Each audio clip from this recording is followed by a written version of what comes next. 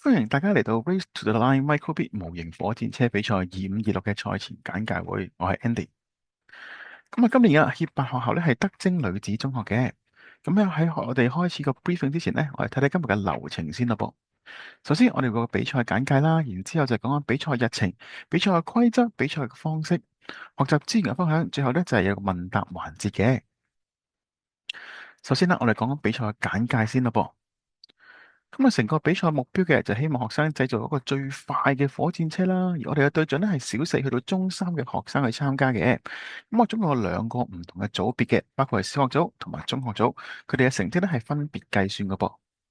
而另外啦，每一隊嘅參賽人數係最多咧4位學生嘅。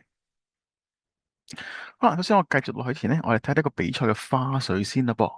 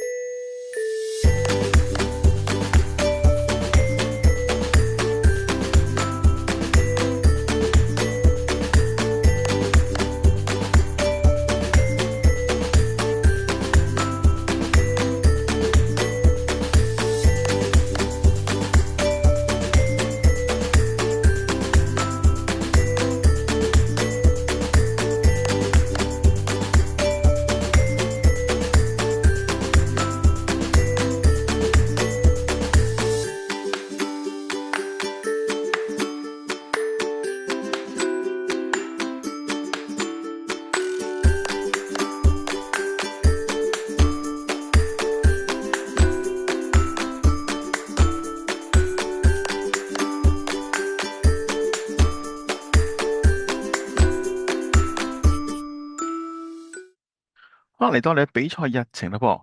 今日嘅就係個賽前簡介會啦。之後我哋喺3月21號咧有個聯校嘅測試同體驗日，而5月9號就係我哋正式比賽嘅日子嚟啦。好啦，講我哋比賽日嘅流程咯噃。首先啦，學生係將會即場製作火箭車啦，然之後製作完畢之後咧，我就有個火箭車嘅規格嘅檢驗啦，而最後就係比賽啦。留意翻啦，比賽當日咧，我哋用火藥去推進我哋嘅火箭車嘅。而即場製作火箭車嘅時限係90分鐘嘅時間。比賽當日啦，大會會提供以下嘅物資嘅噃。第一就有發泡膠磚啦，然之後就係原裝嘅車胎、車軸、固定纜，會有個火箭車嘅規格嘅紙板啦，然之後係登記嘅紙樣，會有個垃圾膠袋俾學生裝翻唔同嘅遺棄品啦，會有手套，會有砂紙嘅噃。另外啦，亦都會要以下工具提供俾學生去做嘅喎，包括就係個切割機、錘、鉗同埋一啲嘅熱熔膠嘅噃。而學生當日啦，亦都可以自備以下嘅物品嘅。第一，佢哋可以將佢自己帶嚟嘅車胎啦、唔同嘅打磨嘅工具、文具、熱熔膠槍、顏色筆、車軸、紙樣咧都可以帶過。留意翻啦，今年學生咧係可以將佢哋之前做咗資料搜集嘅設計圖咧帶去場地去做參考嘅。但係留意翻啦，佢哋嘅設計圖只可以喺 A4 紙上邊作參考，唔可以將佢變成一個模具，令到佢哋可以照揼落去，又或者擺喺切割機上邊切割，或者用來我嚟打磨嘅喎。所以留意翻啦，大家做完嘅 research 嘅設計圖只可以 A4 紙嘅形式帶入嚟去做參考嘅啫。另外，頭先講到啦，隊伍係可以自備唔同嘅物品過嚟幫佢哋做比賽啦。但係留意翻啦，所有自備嘅物料都一定要係非易燃類嘅物品嘅。因為留意翻啦，我哋比賽嗰日當日咧，我哋係會用火藥去發射嘅。咁所以咧，到時危險嘅。所以啦，為確保安全啦，所有嘢包括顏料、潤滑劑、膠水等等等等，任何會擺喺車上邊嘅咧，都需要係一個非易燃類嘅物品嘅。可能俾翻少少例子出嚟啦，因為其中一個可能最多隊伍會帶嘅就係啲潤滑劑啦。留意翻啦，我哋平時最常用到嘅潤滑劑嚟 WD-40呢啲咧係唔可以用嘅。原因係咩咧？因為佢係一個油製嘅潤滑劑，係非常之易燃噶。大家會見到啦，佢嘅樽身上邊會有一個咁樣嘅符號啦，係代表佢係一個易燃嘅潤滑劑啦，所以就唔可以喺比賽當日使用啦。咁所以啦，如果學生係會用到潤滑劑嘅時候，留意翻佢哋用一啲係 non-flammable 啦，會有呢一個標誌嘅潤滑劑咧，先可以喺比賽當日去用嘅。另外啦，學生亦都可以自製翻車胎、車軸、車繩等等唔同嘅誒車胎嘅工具過嚟去比賽啦。佢哋係可以使用唔同嘅物料嘅，包括亦都唔限於塑膠、碳纖維、木、金屬等等等等啦。但係留意翻啦，唯一嘅嘢就係第一，佢係唔可以一定要係非易燃物品嚟嘅。另外啦，個 size 都會有翻一個限制㗎。車胎佢自製嘅車胎嘅直徑係唔可以低過70mm，亦都同一時間唔可以大過90mm呢一個範圍裏邊噶。好啦，我咪嗰個簡單嚟睇睇火箭車嘅製作嘅步驟先啦噃。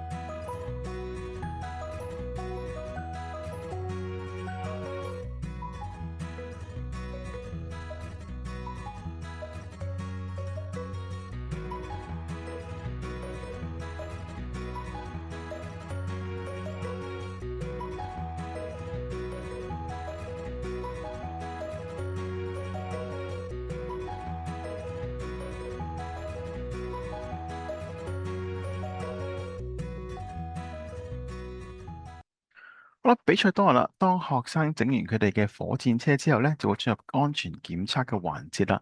咁學生所有製作嘅火箭車都需要通過呢個檢驗啦，符合比賽要求先會去發射嘅。如果學生嘅火箭車未能通過嘅話咧，咁就會被取消資格啦噃。咁所以大家留意翻個限制喺邊度啦。咁比賽當日啦，學生亦都會收到我哋嘅火箭車個限制嘅紙樣啦。你會見到有3個不同嘅不可切割嘅範圍㗎，所以學生咧都要留意翻個範圍嘅大細啦。尤其是當學生切割完之後，我會建議大家唔好切到咁密，因為學生都需要打磨，令到佢光滑，減低個空氣個阻力啦。咁所以如果你切到啱啱好，而再打磨嘅時候咧，咁就學生有機會係會入咗呢個不可切割嘅範圍入邊㗎啦。好啦，我睇翻幾個例子咯噃。首先啦，車身上邊頭先都講過啦，個安全範圍即係不可切割範圍裏邊係唔可以作出任何嘅切割同埋改動啦。咁我哋望望嘅例子啦。首先啦，左手邊呢啲咧全部都冇問題嘅，因為佢哋完全係喺翻個不可切割範圍入邊啦，冇少到落去裏邊啦。但你留意翻右手邊呢個啦，你會見到佢完全係入咗去裏邊咧，咁就唔屬於叫做唔合規格咧，咁就會被取消資格，唔會發射噶啦。咁另外啦，車上嘅配件啦，例如定風翼啦，左手邊佢係好穩固地黐咗上去車上咧，咁就冇問題嘅。但係好似右手邊咁咧，見到佢條條揈啊，好容易甩出嚟嘅時候咧，咁就唔可以，咁就屬於不合規格噶啦。咁就可能喺檢查嘅時候咧，都需要將佢掹翻出嚟，確保安全噶啦。咁樣啦，當日比賽嘅方式啦，當日比賽嘅火箭車係將會以火藥去發射啦。另外個計時器咧，將會有一個 microbit 佢嘅計時閘啦，係用紅外線去計時嘅。好啦，比賽方式入邊啦，我見到啦，我哋前後會有金屬個框架啦，去穩定翻嚟金屬線啦，去確保火箭車咧係沿住個軌道行走啦。